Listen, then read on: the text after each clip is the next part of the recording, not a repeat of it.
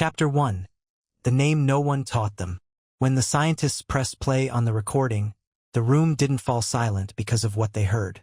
It fell silent because of what it meant. A single call, 2 seconds long, recorded 3 times in 3 different years by 3 different birds that had never met. The same frequency, the same rhythm, the same name. Because that's exactly what it was. A name, not for a bird, for a man. A specific man walking through a specific park, wearing a red hat he had only worn twice. What if the animals outside your window already have a file on you? Not instinct, not random calls. Profile, dated, shared, waiting for you to step outside. For years, scientists dismissed crow vocalizations as urban noise, sounds we hear without ever really noticing. Then a research team fed thousands of hours of recordings into an AI system designed to analyze animal communication. They expected noise. What they found was architecture, repeated structures, internal patterns, vocal sequences appearing across different birds at different times and in locations miles apart with a consistency that was difficult to dismiss as random. And among millions of recordings, one sequence made the entire research team stop. We listened to it dozens of times before we realized it wasn't an alarm. It was a name. A man wearing a red hat walked through a park. A nearby crow called out. To human ears, it sounded completely ordinary. But when AI analyzed the recording measuring pitch, frequency, and timing with a precision human hearing could never achieve, it detected something unusual. The call was unique. Nothing else in the database matched it. Days later, the same man walked along the same path. The same crow produced the exact same sequence. Then, weeks later, a completely different crow, one that had never directly interacted with the man, produced the same call the moment he appeared. The name had spread. There had been no direct interaction between the 2 birds. Yet, information about a specific human appeared to have moved through the community. Researchers began calling it the red hat sequence. And that challenged a decades-old assumption in animal cognition. Scientists had long known that animals could recognize members of their own species. But creating and sharing a unique identifier for an entirely different species, especially humans, was considered something else entirely. If that assumption was wrong, what else have we misunderstood? Chapter 2. You are a profile, not just a person. AI didn't just identify names. It began finding something that looked more like packets of information. Each vocal sequence appeared to contain compressed social information. Not simply, that creature exists, but something closer to a complete profile. Behavioral tendencies, threat level, interaction history. Researchers began referring to these profiles as dossiers, a file about a specific human, compiled, shared, continuously updated. Many of the signals appeared to be associated with danger or negative experiences. People who had acted aggressively, carried weapons, or disturbed a flock. The birds weren't simply recognizing people. They appeared to be evaluating them. A person carrying a stick triggered a different response than the same person carrying food. Someone walking directly toward a flock produced a different signal from someone simply passing by. This wasn't just a reflexive alarm. It was interpretation, risk assessment, and it was happening directly above our heads every day. Then something happened that forced the researchers to reconsider their original hypothesis. Chapter 3. They know before it happens. One of the basic assumptions in animal behavior is that animals primarily live in the present. An animal that can anticipate an event and warn others about something that hasn't happened yet represents a very different level of cognition.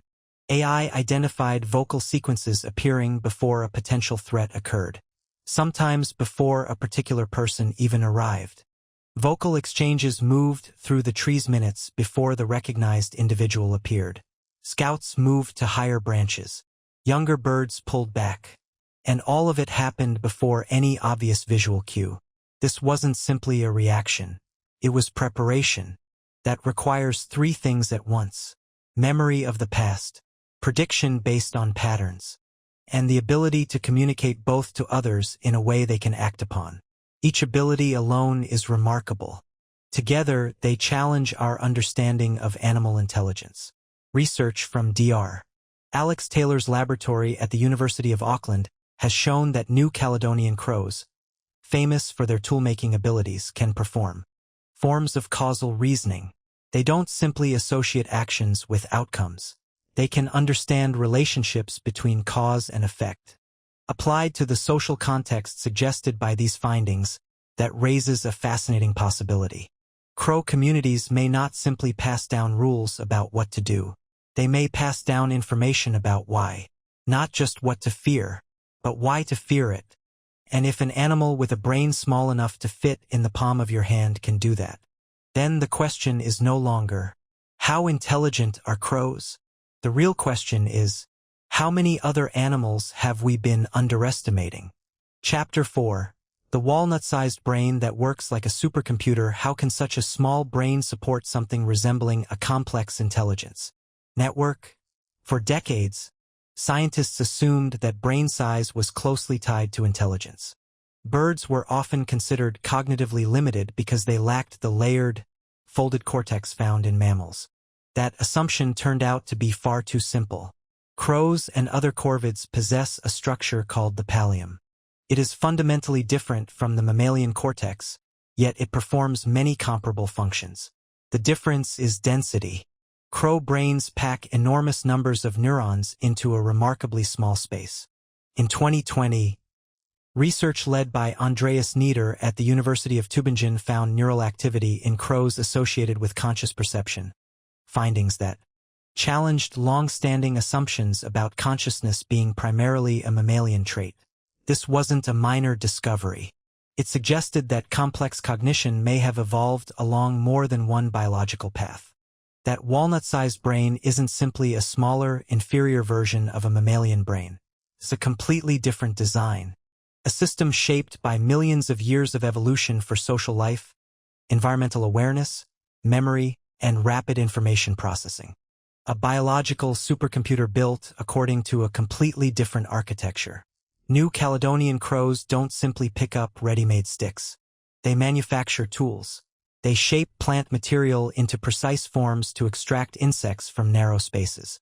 If the tool doesn't work, they modify it. If their preferred material isn't available, they can adapt and use alternatives. That's engineering. It requires a mental representation of the desired result before the action begins. In water displacement experiments, crows have been presented with food floating inside a tube, out of reach. They were given different materials, including dense stones and lighter objects. The crows selected the dense stones and dropped them into the tube one by one, raising the water level until the food became reachable. That isn't random trial and error. It demonstrates an understanding of physical relationships involving density and displacement. And the same brain capable of solving physical problems and manufacturing tools is also capable of maintaining complex social information. Intelligence and communication may not be separate abilities. They may be different expressions of the same underlying cognitive system. Chapter 5. They remember your face better than you remember. There's some of the strongest evidence that crows recognize individual humans comes from the research of John Marsluff at the University of Washington. The experiment was simple and deeply unsettling. Researchers wore latex masks resembling a generic human face while capturing and tagging wild crows on campus.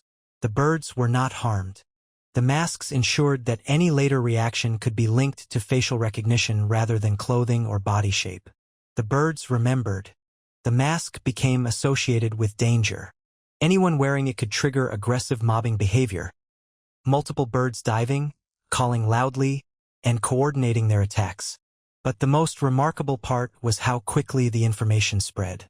Within days, crows that had never been present during the original captures began reacting to the mask as well. The information had moved through the community. Then came the truly remarkable discovery.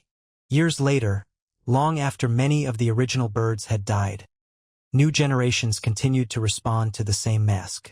Birds that had never experienced the original event were still reacting to the same perceived threat. This is an example of social learning across generations. Information about a specific danger can survive long after the individual that experienced it is gone. The memory outlives the animal. If a crow in your neighborhood once learned that you were dangerous, that information could potentially spread to other birds. Changing your clothes wouldn't necessarily erase the memory. Crows can distinguish individuals through facial features and other visual cues.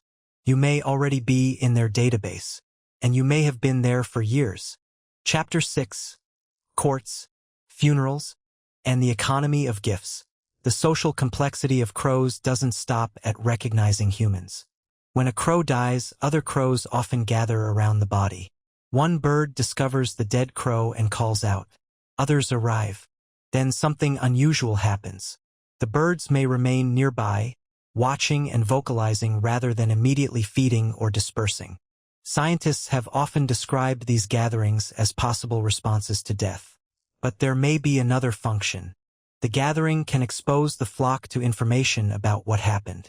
Was there a predator? Was a human involved? Is the area still dangerous? One bird's death can become information for the entire community. The gathering becomes more than a reaction to death. It can become a lesson. And then there is social enforcement. Researchers have observed crows responding aggressively to individuals that violate social expectations, including conflicts over food and access to resources. They surround the individual. They call. They chase. Researchers sometimes informally describe this as crow court. Whatever we call it, the behavior requires social memory, recognition, and coordinated responses. The same cognitive abilities that allow crows to remember individual humans may also help them maintain complex relationships within their own communities. Then there's gift giving. People who regularly feed crows have reported receiving objects in return: buttons, beads, pieces of glass, and other small objects. Whether these exchanges represent deliberate gifts or simply opportunistic behavior remains debated. But the possibility is fascinating. The birds may be learning individual preferences and adjusting their behavior accordingly. A form of social exchange. A relationship built through repeated interactions. Chapter 7. The network no one built. The intelligence of an individual crow is remarkable. But a distributed network connecting countless individuals is something else entirely. Researchers have observed regional differences in crow vocalizations. Different populations can develop distinct vocal patterns, much like dialects in human languages. But beneath those local variations is something even more interesting. Information can spread. Alarm calls associated with specific threats don't necessarily remain within one flock. Behaviors and warning signals can move through populations as birds observe and learn from one another. Information can travel faster than the birds themselves. No infrastructure, no central command, no official communication system, only observation, imitation, memory, and social learning. The implications are enormous. A new trap, a new predator, an unfamiliar human behavior. Information about how to recognize and respond to that threat could spread through a population long before every individual encounters the danger. Personally, natural selection normally operates across generations. Social learning can operate within weeks. Each generation doesn't inherit only genetic information. It can inherit a living library of accumulated experience. And then, near the end of the research, something strange happened. The pattern broke. Chapter 8. They realized they were being watched. The AI began returning results the researchers couldn't easily interpret. Vocal structures that had previously appeared consistent suddenly became chaotic. Not gradually, rapidly. The change appeared across multiple flocks and geographic boundaries. It didn't look like ordinary communication drift. It looked coordinated. One hypothesis began circulating among the researchers. The crows may have realized they were being studied. They may have noticed microphones hidden in bushes. They may have noticed humans standing unusually still for long periods of time, behavior that could appear suspicious to an animal accustomed to reading human movement, and they responded. If crows can develop and maintain complex communication systems across generations, they can also change those systems. Could they deliberately alter their calls to make them harder for machines to decode? Researchers cannot simply dismiss the possibility. Awareness of observation, behavioral adaptation, communication changes across a population. These are all abilities that have been demonstrated to varying degrees in corvids. Perhaps they never stopped communicating. Perhaps they simply made the conversation harder for us to understand. Outro. They are watching us. There is a species living in your city right now. On the rooftops you pass every day. In the trees along the streets. On the power lines above your head. It may recognize individual humans. It may remember what those humans have done. It may distinguish between someone carrying food and someone carrying a weapon. It may learn which people are safe and which ones are not. That information can spread through a social network, can persist long after the original encounter, and it can potentially reach birds that were never there when the event happened. You may be in their database. Your profile may already exist, and it may be changing. John Marsloff, who spent decades studying the relationship between humans and crows, helped reveal just how sophisticated that relationship can be. For a long time, science assumed a fundamental asymmetry. We observe them, they are observed. But crow cognition challenges that assumption. They observe us too. They remember what they see. They learn from one another. And they adapt their behavior based on what they learn. That's not the behavior of a creature operating purely on instinct. It's the behavior of a highly social animal maintaining a complex relationship with its environment, and with us. Crows evolved their cognitive abilities long before humans began studying them. What's new is not their intelligence. What's new is how much we are beginning to understand about it. We have always been watching them. We just never realized they were watching back. The question is no longer whether crows understand humans. The question is, what will they do with what they know? And how much do they know about you that you'll never be able to hear? If this changed the way you look at the birds outside your window, hit like and subscribe for more stories about the hidden intelligence living all around us. And tell us in the comments, what do you think the crows near your home are saying about you right now?